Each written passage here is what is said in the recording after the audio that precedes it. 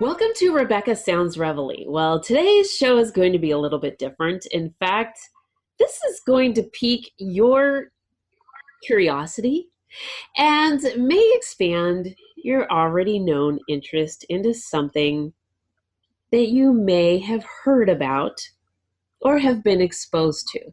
Many people are familiar with a show called Ancient Aliens. In fact, a lot of people are interested in things that are a little bit mystical or sometimes unknown. We want to know about things. And with me today, my guest has had a lifelong attraction to stories, mystical matters, and a lot of ancient artifacts. And what he's going to share with us today, I'm going to let him tell you what it is, but I'm going to tell you a little bit more before I introduce you. These things are carved figurines that sort of have some very defined properties to them with a long story behind them. And the guest I have with me today has been researching and has acquired some of these things over a long period of time and is very, very knowledgeable, and his expertise is in these. In fact, you may know him, and you may know him by Nomoli Ben.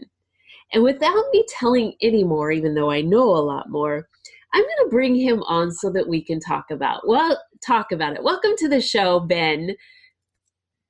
Thank you, Rebecca, for having me and the Stones. Okay, so I am so excited to have you because everybody knows you by Nomoli Ben, but let's tell them your real name and a little bit more about you and why they call you Nomoli Ben.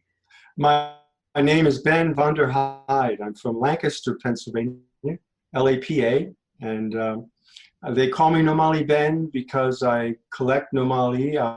I have put the word out on them, and I have a collection, and I have done a fair amount of research with my son Quinn and rediscovered a great deal about Nomali. And as you said in the beginning, I think we can guarantee that your listeners and viewers will hear things and see things today that they've never seen or heard before. And it's not accidental. Even people who are far ahead of the in the field of paranormal research, mystical, mysterious, and exciting subjects like this are unaware of Nomali stones. And that's what they're called, Nomali. And they are carved figurines. They come from 3 countries only in the world: Sierra Leone, Liberia, and Guinea. And again, it's exciting because we're going to not only introduce your audience to the stones themselves, but to the deities which they represent, and the connection that has has been revealed to other ancient civilizations and theories. See, this is exciting because oftentimes I can tell you, I was not a person who was interested in history in high school. In fact, I was kind of trying to be avoidant. And then a little bit later in life, I started becoming more interested. And as I got older, I became even more interested.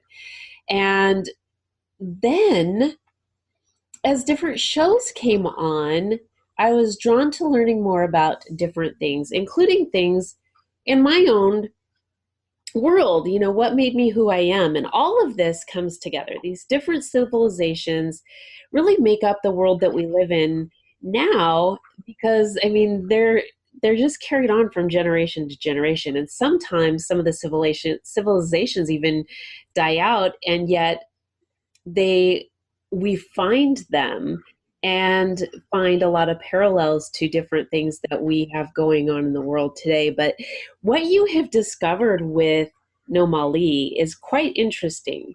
And it's very interesting how you came about this. Yes, yes. So, well, I want to further along what you had said is interesting is that so often we are all captivated and watch more and more experts talk about the known quantities, the Stonehenges and the Egyptian pyramids, and very seldom, in my experience lately, have you seen something really new and revolutionary that has not been talked about and shown over and over again. But not only does this, do we have knowledge and revelation of previously discovered facts, but we have physical artifacts, which is something very many theoretics do not contain. There are a lot of theories floating around out there that have no substance. But here we actually have the carved stones, which somehow in today's world where crystals and artifacts from all over the world have become very popular, have been promoted and been sought after and utilized for healing purposes, Yes. for meditation and etc. These have remained completely unknown. And that's not accidental. They're as purposefully they have been suppressed and oppressed. And I'll get into more as far as how unknown and known they are. But you asked the question how I came across the stones. Long ago there was a gentleman who came into my business, my place of business, and attempted to recruit me into the intelligence community for the United States. Specifically, he was involved in West Africa, and he was a diamond smuggler. The Oh, closest wow. thing you would think of would be he was very much the real life character that Leonardo DiCaprio played in the movie Blood Diamonds. It was in that same area. He was a real character, and I never accepted any of the invitations to work in that community. It just wasn't my calling. Mm-hmm. But he was an interesting character. He was that guy who, when he found out long ago that the best diamonds in the world were in Sierra Leone, he caught himself a plane, got over there, caught another small plane, got out, dropped himself in the jungle with the guide, and came out along months later with a pack of diamonds and a lot of friends, when most people would have never made it out the other side. Uh-huh. But unlike, I mean, to be realistic, and I do shout out for his spirit. He's been long off planet, but I give a shout out to him. Of course, the reality of it is to be straight up is that he was not at all arrogant or going into the bush with guns, pushing people around or killing people. The only way you make it in a place like that is with a big open heart and a charismatic personality. Mm-hmm. And that's what he had going for him. And over the years, he developed then the contacts, which inevitably became very instrumental in the intelligence community. But he was in the bush in places where others were not. While I was not interested so much in diamonds, was also not my calling, or in getting involved with espionage or those type of skullduggery. I was interested in artifacts and in the spiritual matters. So I took an attraction to the stones, which were given to him oftentimes by the chiefs, the medicine women, the medicine men, as protectors and as tokens of their support, so that he could get out of the very dangerous bush, because it was their best interest also. And they liked him. And I will say this too, and end on the Bill matter. What needs to be said is that while he came into the bush for the diamonds and for greed, after many, many years, and he would go in there sometimes for 6 months, and it would be 2 years to come out. Years into it, he would call me, and what he had captured his heart were the people. And the children would come running when he'd go into a village. And so in the end, that's where his heart was, and even greater than his greed. That is really interesting. And so here you have these figurines. Now, how many are there? There are an unknown, but there are quite a few Nomoli. And I guess it's a good time to talk about unknown and known. When we took, finally, after years of owning them, I stepped out and tried to identify others who owned them. Natural thing you would do. And Yeah. I came to find that very few people owned them. In fact, almost no one knew of them. I was able to hook up with Professor Kwaku Ofori Ansa, who is a foremost expert, world expert. He was the art professor at Howard University for 37 years, retired, and the curator of the African Art Museum of Maryland. And he was amazed and astounded that we had such a collection, and asked us to, and we did then exhibit them for a couple of year period of time at the museum, recognizing how unusual it was and wanting people to be able to appreciate them. What kind of Uh, response did you get there? the response to the museum was phenomenal. In fact, there's a video on our website, ancientalienstones.com, which has the professor and the curator talking about the response, much greater than they anticipated. And it was the first time in their history they had a stone focused exhibit. And they kept them in there a lot longer than they anticipated. And we had a number of events. I got to speak at the museum a number of times. It's quite thrilling. And again, interesting, because I'm not anyone who I would have thought myself would have rare relics that other people didn't possess. So the professor asked us to work with him on a book, and because there is no book. Uh-huh. So we began to reach out, and my son reached out over a period of a year and a half in front of literally millions of eyes through the social media and the ways that they do it nowadays, and asked for anyone who had any information or experience with Nomali, because they are utilized by the shamans and they are used for healing and fertility and other purposes.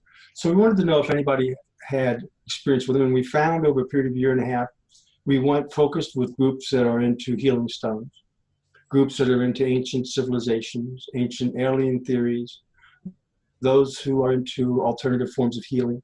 And we found, without exception, that not one person had ever heard of Nomali stones. It was astounding. I was amazed. We went to the show, went to the New York, outside New York, the Gem Show, and set up at a booth, and for days, people walked by and no one had ever heard of Nomali stones. They That's knew really all these crystals. interesting. What's that? Very interesting. Yes. So we went to MUFON, Mutual UFO Network, international show, set up a booth. And we're thinking, okay, these are the people that have been studying aliens since long before I paid any attention. These are the world's foremost experts. Certainly, they're going to know of Nomali, and I'll tell you why, because they are gods. We'll get into that came from the skies. So they fit in that genre. And we went to the show, and lo and behold, not one person at the show over the days we were there had ever seen or heard of Nomali, including Bill Burns, who was the keynote speaker, and started the UFO Hunters TV show long ago. Had never seen Nomali stone. So we were also moved by the fact that people were coming, and they were coming to tears. There was a healing at the show.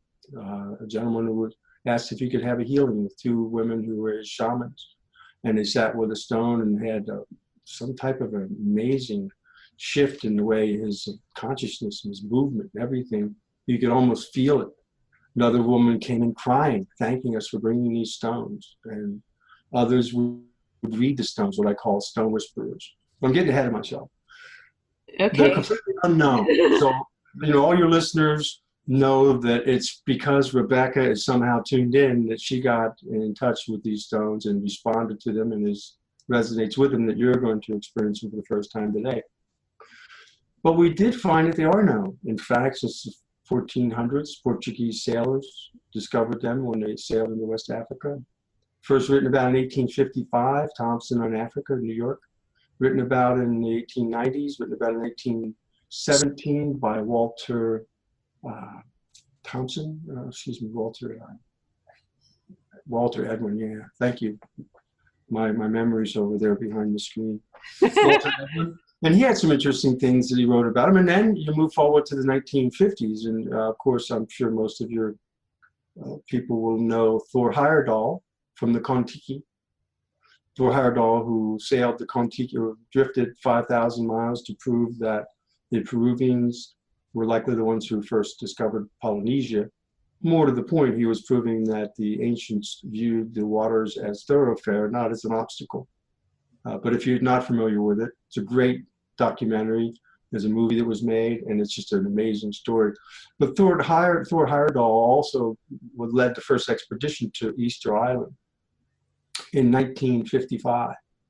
And he found stones in caves. Very few of your listeners or viewers will have heard of these too. We all know the giant stones on Easter Island, but there were very few small stones found in secret caves. You're probably familiar with those. And he commented in his writings that the Nomali of West Africa were the closest in style and functionality, and the fact that some of them had holes in their heads, which was a common denominator between the two. We move forward till the late 1900s. There are a couple more small articles. 1990, we get the only that I've seen television coverage on unexplained mysteries, and they covered the pieces of it there. Okay. But up until after that, nothing. Nothing. So why does that happen? Well, they come from West Africa, and for a long time, as we know, things which are spiritual from West Africa and are ancient have been demonized, straight up demonized, and there is a hesitation to recognize the value and the godliness of some things which come from Africa overall. But more to the point, these come from an area where the heavy world religions, particularly the more radical, not the ones that are accepting of the spiritual beliefs, but the more radical, particularly Muslimization. And with that comes persecution and destruction of the beliefs and the stones, and anyone who would be practicing with the stones. Now that's ubiquitous in a country like that. It's not just with the religion, it's going to be throughout the politics, throughout the academia. If you want to succeed, your best bet is to be Muslim. In fact, many of my friends are Muslim over there, my connections. My friend Bill Diamonds, when he was in West Africa, he was Muslim. When he was in America, he was Christian. So this has caused a great oppression and suppression. They also were buried in the ground, and there's no written history of them. So they are known, but continue to be unknown. And the British royalties collected them for long. In 1917. Oh, that's interesting. Yeah, and there's one in the Bronx Museum, and the British Museum. I think there's one still in the Minneapolis Museum. In 1917, one of the interesting things that Walter Edwin wrote about was the fact that there was a contention they were already faking them and bringing them out of the Orient and bringing them through Africa to capitalize on how popular they were. So there's many fakes, but most people don't even know they exist. So very an anomaly, if you will. I was just going to go there. It's so funny that you bring that up, because I was going to mention that we had discussed that off air. And what about the things, the fakes? So it's really interesting. Where are the fakes popping up at? I mean, if people were saying, what kind of stores are they popping up in metaphysical stores, or what's happening? I don't think you'll see them anywhere except online. Okay. For sale, but they're really not popping up very often. I think you'll see them in some stores, but there's such a lack of a knowledge of them that there's no market for them. That's really no sense.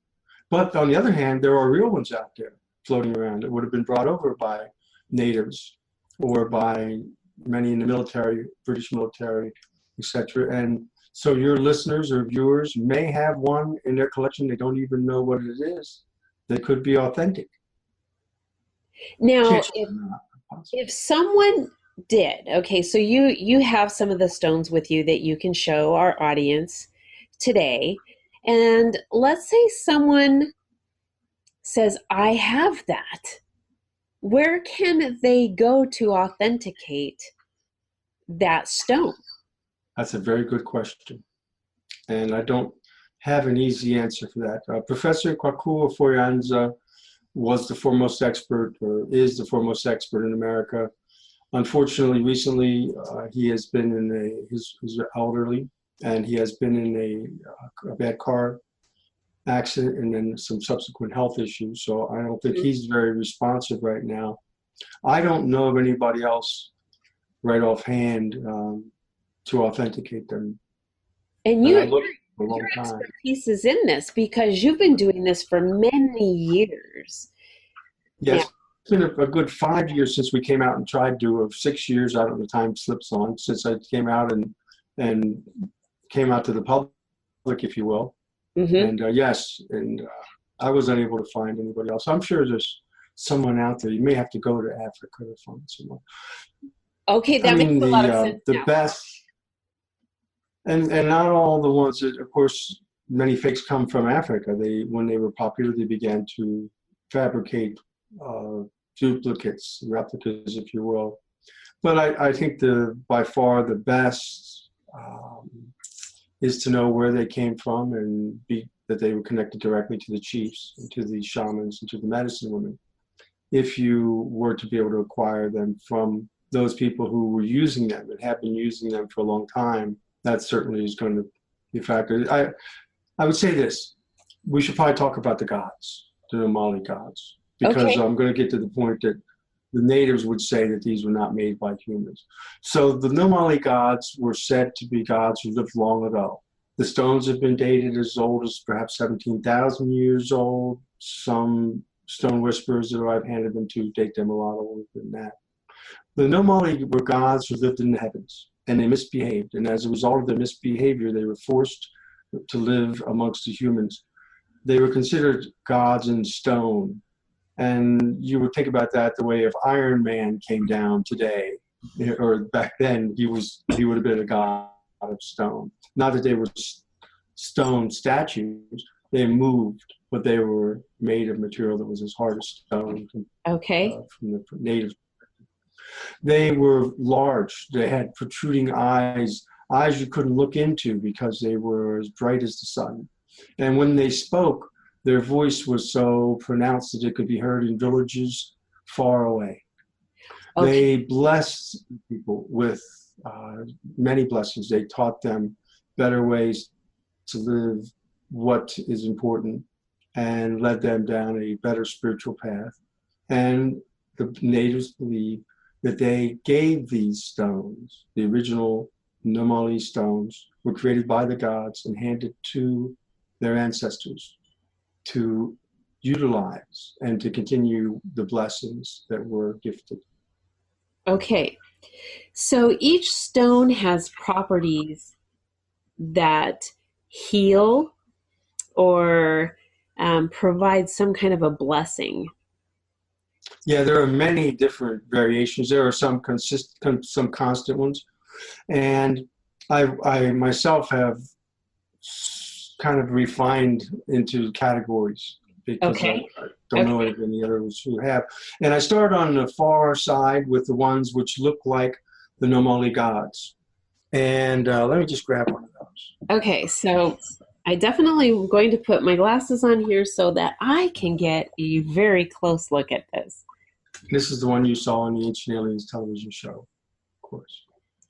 And this one we'll talk about later also. But you'll see that he has a short legs that are squatted. He has large eyes, lips, and large nose and flame nose. Mm-hmm. And this particular one is a Mahanyadi. This would be a chief stone. So, but anyways, this stone represents essentially a Nomali figure. It is not humanistic in its characteristics. It's Nomali, it's short, squatty legs, and the other features. On the other end of the spectrum would be Nomali that are humanistic in form, that look almost exclusively humanistic. In the middle would be ones like this again, which he qualifies as, which are combined. They have qualities of the Nomali, which is the crocodile energy, merged into sometimes a more humanistic figure, and that would be a combination of the gods' powers and blessings infused into a human. Okay, so if you hold it up again, the Nomali. Okay, so this is the chief. And while the chief doesn't have sort of, as you said, humanistic representation features, they're kind of miniature. the way that it's shaped first reminded me of embryo. It seemed embryonic, like, so that's a sort of almost life, the beginning of life, that is, so it's sort of like the chief life, and then I don't know what, what the rest of them look like, but sort of developing after. It's very interesting that you mentioned this. So each one sort of has a job then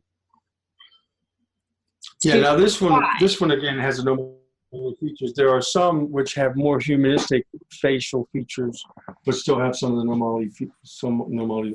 Yes, there are primarily, of course, you would always have your fertility Okay. stones, which would be a woman with a child on back, a pregnant woman with a child on back is very prominent. There's male fertility stones. Then there are those that are for a chief, which would carry all the attributes you would want a chief to have. Not unlike many cultures in history, the natives would believe that the chief was connected to the Nomali gods, if Mm. he's a good chief. If he's connected to the Nomali gods, then they're going to have good fortune and prosperity and health. And if he's not, then not so much. So they would look for a chief to be infused with the qualities of bravery, of fairness, of justice, of love, of nurturing, of being able to protect. All these things they would want the Nomali gods to infuse into their chief, and there would be a stone that would be the chief's stone of the Mahanyadi. There's a specific name of the Nomali which qualify into that category. But there are also, on the other end, as I said, there are some which are, like, for instance, we have one which is a woman with a child, nurturing and feeding the child.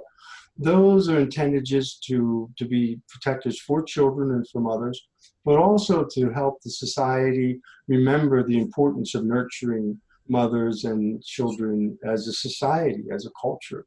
The, you know, Okay. the, I'm sorry. No, I'm just fascinated by this. And so does just And then many others, there are many other variations. There's one other group, which is very interesting, and that is the ones which we only have a few of, which have the elongated heads. And this one is a little bit of elongated head, you can see. oh, I see it. And a little bit of almost a helmet. Now this is a better example here. This guy almost looks like he has a helmet on if you look. Oh, how interesting. So there are some which conform to those that people ascribe to ancient alien Yes. influence in different parts of the world. And so Okay. yes, there are very many variations. So these essential properties that they um, give, for the person that has one of those stones, do they have to touch it to be able to see or reap the benefits from this, or is it something that just by having it with within their house or the certain radius? I mean, how do these stones actually their attributes work? Well, I could attest to what I've witnessed, but I would not presume to limit what others could experience by qualifying it or saying it has to be within a certain proximity. They have to touch them. Uh huh. You know, I don't know. What I've seen personally, though, is that people who have acquired the stones and have some who have just only touched them have had very profound impact. As you may have watched on our website, Jeff the Shaman in Florida he's the first one, shaman, an American shaman currently operating in Bradenton, Florida, a real neat guy. And he's been using one for about a year and a half and had some amazing results in his healing. Others have had, again, profound results. What I've seen is some people, when they touch a stone, they'll almost look like they get shocked and their head will go back. Oh, And then they'll interesting. start to talk and they'll say that they're experiencing this, it'll go back in time. So I would say that the most dramatic results have certainly been when people have put their hands on them and touched them. Recently, we did as far as I know, is the first ever meditation with the New Hope Metaphysical Society, and 22 or so random people showed up. I spoke on the Nomali, and then we broke into groups and did meditations, and then we did a circle and put one stone in the middle, turned off the lights except for black light, and it was quite an interesting and amazing experience. It was we just let it go, and people, there was oming, there was singing, there was chanting, there was laughing at one time. It was just quite interesting. And the people there, one thing that was consistent was that they said it was unlike any energy that they'd felt before, but all very positive. A very different experience than what is out there. And so if someone's wanting to learn more and get connected with you and find out more healing, what can they do to learn more and get connected? I'm going to let you share all the information with the audience.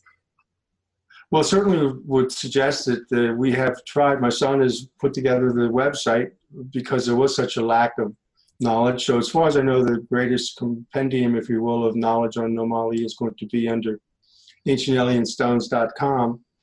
We are making some of the stones available from our museum exhibited collection, and our intention is to follow what occurs with them on camera and film it, and to utilize that to produce a reality television program to demonstrate the results of when they're utilized by people of different modalities. We're essentially looking for those who would be excelling in their field, in their modality, in their newly emerging health healing process, or ancient healing process, or scientific evaluation. We're open to all of these things because, as far as we know, none of them have been done. So we're very interested in putting them into the hands of those who, as we would say, activate the stones and are activated by the energy within the stones, such as I mentioned, Jeff the shaman. And but again, I don't know that I would not deny that some people could pick up energy just from looking at them. Some have told me they look at them on their website and they pick up energy, so I'd encourage them to do that. Some might be able to get a positive vibe from even the replicas, the fakes. I mean, I'm not anyone to limit anyone's ability to get blessed any way they can. So but you have definitely seen and heard a lot about this. Your expertise in this area is just growing and growing. You're finding more, and now you're going to take this on location to really follow this and document what is going on with a number of the different pieces. So the audience do you want them to email you, or how would you like them to connect with you if they... Yeah, email's fine. Ben@ancientalienstones.com. But I'm also an old-fashioned telephone guy, so, and the phone number is on the website. Perfect. I want to just thank you so much for sharing this information with the audience, because this is something unlike anything I think anybody's heard. I didn't know of it, and even people like you said that are following a lot of the things that are out there, this is really something that hasn't been really widely known or discovered, and you've got something that is very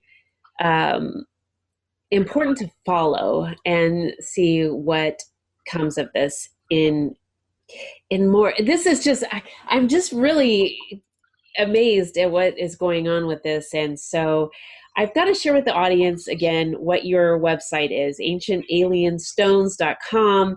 Definitely, if you think that you would benefit by being a contender with one of the stones and would be able to be on a reality show with all of this being followed from step by step with what's happening on this, you'll have an opportunity to do so, and do so by contacting Ben at ancientalienstones.com. And I want to thank you so much, Ben. Is there any other social media that you are on right now that they can connect with you and follow you that way as well? Well, I would just say thank you for having me on the show and the Stones, and it's exciting that all your viewers and listeners will get their first contact with the Nomali, and it's amazing to me. I don't know how it is that they are so unknown, and I'm not sure exactly how I ended up being the spokesman, although I remember many years ago, Bill said that the chiefs had decided and the medicine men and women had decided that I was one of them, and I kind of shrugged it off. I thought that sounded okay. But now that you see the Stones coming through this direction, you start to wonder, did they see something maybe I didn't? And I'm grateful for you being receptive, because your openness and your obviously all the work you've done made you right for the Stones to pick, and then to pass the word on to so many people who can use the healing energy. Very interesting. Thank you so much, Ben. And again, this is Nomoli Ben. He knows what he's doing here. He's been selected for this, and you can be too. We're going to see how this goes and definitely be following what's going on. So thank you for tuning in. And as you know, my mission is always to help make your life better, more inspired, and I think there's some things that you can get from this. It definitely has been educational, and I'd like you to follow not only Ben, but this show, because this is going to be tracking a lot of what's going on with Ben and the ancient alien stones and more. So I appreciate your attention today. As always, I do. Please share with your friends, your family, your colleagues, the people that you know and the people that you don't. Thanks for tuning in to Rebecca Sounds Reveille.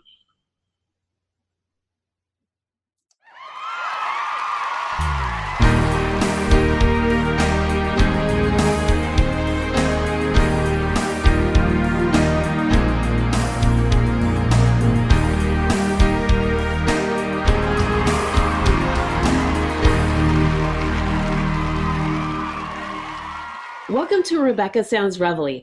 I am really jazzed about the show that I have got for you today, because with me is a guest who has an experience that changed his life. And that experience has changed many other people's lives.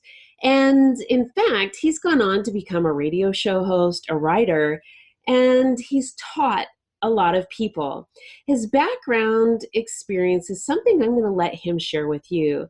But let's just say sometimes in life we see ourselves one way, and that way can change the way we do things in the future. In fact, so much so that his story is going to be something that may make you think about your own. And he's going to tell it to you in his own words. He's a radio show host right now. His show is called That Anger Management Crap. He's broadcasting on Big Heads Media. He's also a writer, and there's more to that. And he's going to tell it to you now. Welcome to the show, Matthew Plotner. Ed, thank you for having me. I really enjoy it. I'm excited, and I really want to just welcome you to the show, because I think that the story that you have is something that's going to really broaden a lot of people's lives in a scope that they had that was very narrow. Can you start with what made your journey what it is now? Short story is 24 hours in jail for domestic violence, aggravated assault. Totally revolutionized the way I look at myself. My wife and I had been married at the time for about 4 years when all hell broke loose, is all I can say. We had an evening where we both had decided that was the end, and it kind of spiraled into me going to jail that night. And I got out, went to court. They said, "Hey, you have an anger management problem." Like, no, I don't. I don't have any problem. I have a stupid people problem, but I don't have an anger management problem. So I went to a class. 12 weeks was all I was actually required to go. 3 years later, I'm still sitting in the class with the same teacher. He's looking at me going, "You're teaching the classes. Why don't you get certified, open your own class, start doing these classes for yourself, and actually make money for it instead of just working for me. So that's what I did. I opened my own, and I taught for the state of Georgia for, all told, about 10 years. I taught domestic violence classes for the state of Georgia. That's a long time. I finally had to quit after it was obsessing my life. I was not spending time with my kids. We have 3 kids now, and I was working my regular 40-hour job, plus doing that at least 5 nights a week. So one day my oldest daughter comes up to me and she goes, "Daddy, why aren't you ever home anymore?" Oh, Yeah. Okay, it's time to scale back and stop teaching for the state and maybe start doing it for myself, where I can set my own hours on my own schedule and do it kind of for me. I think that that's so important, that we always look at the healthiness of our own situation so that we can help other people. And oftentimes we forget about what they tell us on the airplane, and that drop down mask of oxygen comes, and we're supposed to put that on first before we go and help anybody else. And those of us who help other people, we don't think about all of that. We just go out and do. And you have a passion in this because you saw things one way, and then you had an opportunity to see things a little bit different. And it's really interesting. Sometimes we're forced into seeing a situation, and that forced situation sometimes is the best thing that could have ever happened to us. And initially we don't see it, right? Oh yeah. No, it was crazy because I never thought of myself as angry, violent, controlling, none of those things. And it was about 6 weeks into the class, I was talking to the instructor, and he looks at me after I say something. I remember what I said. I said something, and he looks at me and goes, "So how is that thought process working for you? Are you happy? Are you enjoying your relationship, your time with your wife?" I'm like, "No, not really. It's kind of miserable, and it takes a lot of effort out of me to make her do what I think she's supposed to do." I'm like, maybe you got a point. Maybe I am controlling in a way. And it still didn't want to admit that I had control issues, but I was like, okay, maybe I am not giving her the space that she needs to be comfortable in our relationship as well. Well, this is pretty neat because with that kind of light bulb moment, you went on to then not only change your own life, but change other people's lives. And this is something that I just embrace so much because I think that's what it's about, helping other people. And one of the things that you did, like what I did, is looked at, okay, so I can make an impact here in my little realm, right? In this little circle, but I can also really impact a lot of people through writing and getting that information out there. And I can also do that through broadcast, whether it's, through the medium of radio or video, but one way or another, I can reach a lot of people this way versus just in a small setting. But I also think that all the avenues put together really make a difference. And so I'm really excited about what you're doing. And so you've been with Big Heads Media for a little while now, and you're starting to see a big change. I am actually, yeah. I was just perusing my stats not long ago, and I realized that I've now been heard in over 50 countries. My biggest audience other than the US is actually, oddly enough, Australia, which is weird to me. I'm still shocked that other people outside of my little circle of friends that tell me to just shut up when I start talking anger management and stuff want to hear what I have to say. It's crazy to me, especially because I have no formal education in any of this. I don't have a degree in psychology, sociology, nothing. Everything I learn and have taught myself has been through a massive library of books that my wife has finally told me to slow down on, and I absorb it all, read everything I can get my hands on. Well, there's some very famous people who are self-educated. In fact, there's presidents who taught themselves law. And so I don't always say that formal education is right. You can become self-educated, and also common sense is there too. You mean there's a lot of factors that come into learning, right? But I think the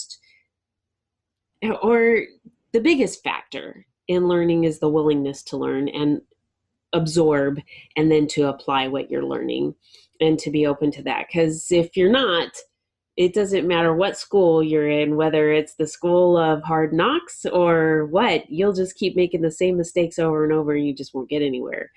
So we have to be open to learning from our own mistakes and from the things that other people share, and then even reading up and doing our own stuff. The nice thing is with the internet now, as much as we don't want to say that we are learning, every time we go to an internet page and we read through somebody's blog, or even you read online books or whatever, I mean, we're absorbing all of that, and it is learning. So there is a bigger educational factor that way than we've ever had before. So this is pretty neat. And so you also have done some writing. Can you share with the audience a little bit about that? I've wrote a few blogs. None of them are active at the moment. I'm actually currently working on a actual book. Tentative title of it is Take a Deep Breath and Count to 10 and Other Anger Management Crap. I love it. I used to hear all the time that when I would teach these classes, guys would come in and go, I've taken these classes before. I know how to count to 10. I know how to breathe. I know how to do all those things they taught me in other classes. Like, yeah, I'm not going to teach you any of that. I know you know how to breathe. I know you know how to count. I don't care that you know how to do those things. None of those things are going to help you now find a path out of destructive anger. So that's kind of where the name came from and how the title of the book came about, because so many people are like, I don't need this crap. I don't need any of this. And I think everybody does. I think everybody is benefited from learning how to evaluate their emotions beyond just the standard kind of happy, sad type thing.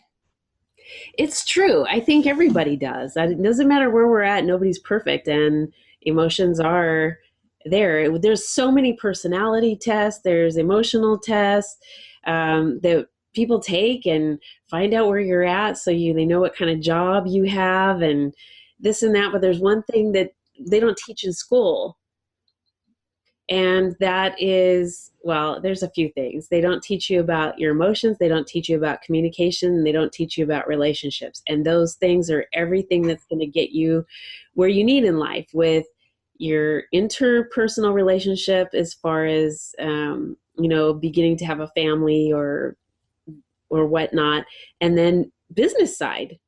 So those three things, I mean, they're really the foundation to everything, and yet they're not taught. Why? Yeah. I think people are scared. I think a lot of people are scared to really dive deep into who they are and really evaluate the core of their beliefs, because to do that requires a lot of willingness to kind of look at yourself objectively. And it's really hard to do. It's really hard to look at yourself through an outsider's lens and be okay with what you see, and not, I don't know, I'm trying to think of the right way to say it. It's really hard to look at yourself through the lens of, am I happy where I'm at now? No, that's true. That is true. And thinking about what I've said in the past, what I will say in the future, and think before you speak. Oftentimes we say things and we can't take those things back. And so kind of beginning to identify the self-talk that we have, and just a lot of, like you said, interpersonal things, inside introspection is really important. You're really hitting on some things. And I think, let me ask you a question. In all of the classes that you've had, were the majority of them male? I would say 80 to 85% of it was male. Okay.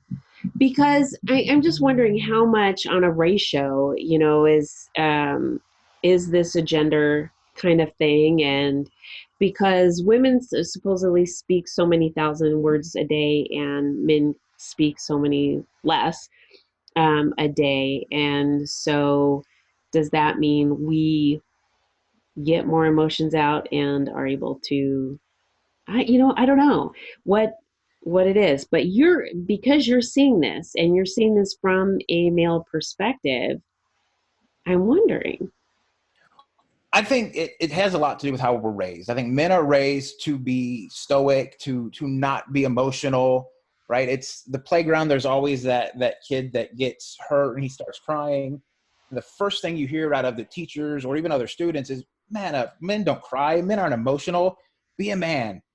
And women aren't taught that. Women are taught to be nurturing and caring. They're given baby dolls and play house, and they're taught to be loving and caring and the broad range of emotions to really access it. Whether or not that's good or bad, I don't know. I think there is a level of power in men being more stoic, that we can sort of back away from our emotions when it's necessary. You don't want Mhm. the soldier that's fighting for your freedom to cry when he's entering the battlefield, right? You don't want that. But at the same time, when he comes home, he needs to be able to connect with his wife and his kids on a deeper, more emotional level. So I think a lot of it has to do with that. Well, that makes a lot of sense. That's pretty interesting, that you see things from this perspective, and a lot of men will not say that. But you've taught this, and you've had your own experience, and so when you're teaching this, do you find that the majority of those that come through the classes that you've taught feel or had the same kind of view that you did when you first kind of started the classes yourself? Oh yeah, nobody that enters the class wants to be there. Nobody thinks they have a problem when they enter the class. I've had several year. I was working with another instructor at the time. We had a guy come in who was adamant he didn't have a problem. The first class is always, tell us your story, tell us what brought you here to see us today. And this guy flat out looked at me and said, I don't have a problem. I don't need to be here. So I'm like, okay, that's fine. You feel like you're okay, but there's obviously a reason you're here. Can you tell me why you come to the class? Uh-huh. Because I didn't come here. I was forced to come here. If you ask me again, I'm going to jump over this desk and kick your ass. I'm like, Okay. okay, you obviously don't have an anger problem. You're right. Let's move on. And Uh-huh. it's people like that. There's a lot of people like that come that just, they're very adamant that I don't have an issue. And it usually takes, I hate to say it, about 6 to 8 weeks Okay. for people to go, hey, this works. This stuff is helping. I took one of your ideas home and tried it. And you're right. My wife or my girlfriend or my fiance or boyfriend or whatever responded pretty much how you said they would. And it's amazing the change that we had that night and how closely we were able to connect at that moment. Maybe you're onto something. Mm-hmm. What do you think the ratio is that your students continued on like you did? I mean, do the majority of them do their 12 weeks and that's it, or do they continue on? I had, in 10 years of doing it, I had 2 people that actually went on to do Okay. more than 12. I had one that came through and actually I certified him to teach the classes as well. So most people, they do their classes and they move on, and hopefully they keep it up. I've never had, or at least at the time that I was teaching, I never had a repeat come through. Okay. So I take that as a crown on my end, or a Absolutely. positive for myself. I would say absolutely, yes. No, I mean, that is really, I mean, to have 100% rate of non-returns, that is a really good number to have. I mean, that is really good. And then further, to even have 2 people continue on, that's really good, because oftentimes, I mean, you kind of feel like you're out there going solo, but in going into this and really presenting emotion and then going on to teach it or to try and withdraw it for somebody else, not everybody um, will is into that or will go for that or want to do that. So this is really refreshing, and I'm really excited for you because I think you have so much to give, and so much that you get from this also. Yeah, I think I get more out of it than most people do because I do have the anger and the violence and the control problems. Having to constantly research it and read about it and educate myself on it, it helps keep me in check. Even my wife has said if I quit reading for a couple months or step back and kind of take it easy for a little bit, she's like, I can see you change. I can see your emotions start to kind of change, and like you need to keep this going. This is really healthy for you. And I agree, because it forces me to constantly check myself. If I'm not checking myself, then I go off the rails, sadly. Well, no, I mean, it's easy to do. It's really easy to do, especially when we're creatures of habit. We do certain things, and I mean, it's easy to just kind of, it's kind of like fitness, right? You can get into it for a while and then slowly just not, or I mean, just certain things we become a little bit more lazy about. And then as we do those things, more unhealthy behaviors become from that. So, or come Mhm. from that. So I totally get what you're saying. And like you, I've got to kind of keep pushing on even when I don't feel like it. And I get a lot from helping others just like you do. And some people go, gosh, I mean, you do a lot of those things and you don't get paid, or you don't. And I'm like, this is not what it's about for me. And so I'm really excited about what you're doing. I know that the audience is excited about what you're doing, because one of the things that we do on the show is make sure that the audience has either something inspirational that they can get from it or a resource. And right now you are both. So what I'd like to do is ensure that my audience becomes your audience. And so also their friends, family, colleagues, people they know, and those that they don't. So if you will give out your information so that they can start following you and share your message and get people who may need your encouragement, your wisdom to get them moving in a healthy direction. You know what I'm talking about. And I do. I'm flattered you say wisdom, because I don't feel like there's a lot of it there, but there is I'm though. flattered. I mean, you're being so humble about it, but you have wisdom, because if you didn't, you couldn't be where you are now. And I think that this is a really important thing that you're doing. I think that this is the girl part of me. Nurture this so that we can help this grow. I think that this is really important. And with the creation that I've had, Victims Overcoming Traumatic Events, and the domestic violence program that I have, I really, really, really want to support this with what you're doing and share for those who really need to get in touch with you, because you are going to really continue to mentor and make change. And so please share with the audience how they can get in touch with you. I'm in the process of building a new site. So if you don't get on there, give me time. But the website is www.angerpodcast.com. Or you can also find me at www.thatangermanagementcrap.com. Find me on Facebook, Twitter. I'm on all of the podcast apps there are. It's easy to find. Hopefully it's easy to find. If not, shoot me a message on. This has been so exciting. Thank you so much for being here with me and with the audience today. And thank you for everything that you're doing. Oh, thank you for having me. I really appreciate it. I'm so excited.